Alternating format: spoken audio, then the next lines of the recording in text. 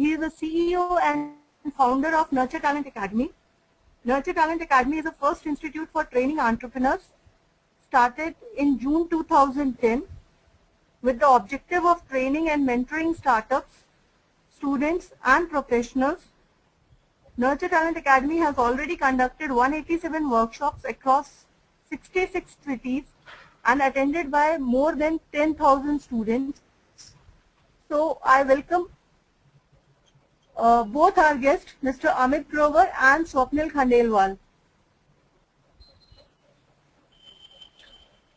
Now I will just request Mr. Swapnil Khandelwal to take over and just give a small introduction about yourself to our audience. Hi Meera, thanks for the brief introduction. Hi guys, really happy to speak to you. Hope I would be able to help you in one way or the other. So the topic of our discussion today is entrepreneurship right after college. I'll give you a brief background about myself. I did my BTech from Dhirubhai Ambani Institute of Information and Communication Technology in 2009. During my college time, I was a founder of a dance club which was a 100+ member club, and I was also the captain of DICT badminton team. Right after graduation, I started a company called Neo Educators. We were offering SAT online tutoring services.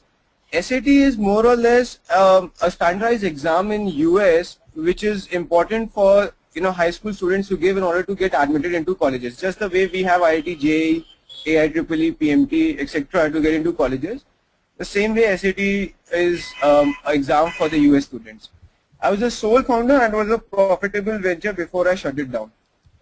In 2011, I co-founded a company named Alma Connect, which is currently, where I'm working. The product basically tracks and connects alumni, students, faculties of an institute and creates a social professional network for them.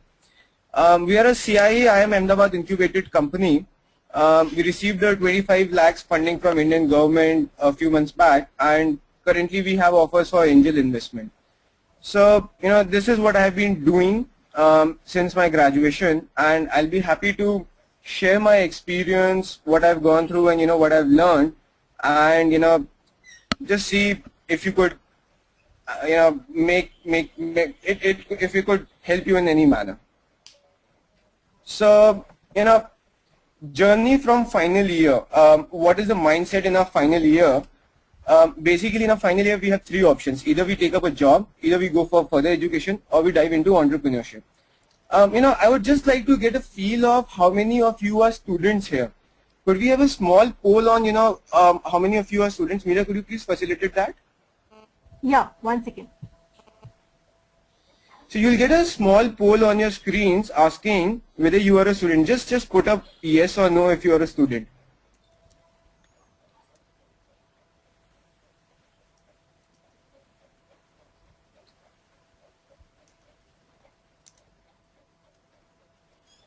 Okay, 89% of them are students, Swapnil.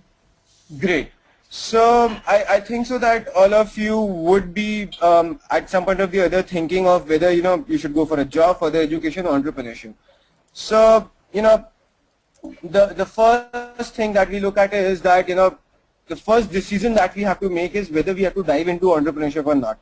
So most of the people who are here obviously are interested in entrepreneurship. That is why they are attending this webinar. So let's not discuss whether you want to dive into it or not. The question that you would be asking yourself is now or afterwards. Let's take a job after, let's go for a job, work for 2 years, get some experience, then dive into it. Or let's go for a further education, take a job, then dive into it. The truth is that there is no right or wrong answer to that. There is no right or wrong time to dive into it. Nobody can help you. Nobody can make that decision for you. All people can say is that just when you feel right, covered and confident, dive into it. If today, while you are a student, you have not even graduated, you are confident, you feel right about it, you want to drop out from college, go ahead and do that.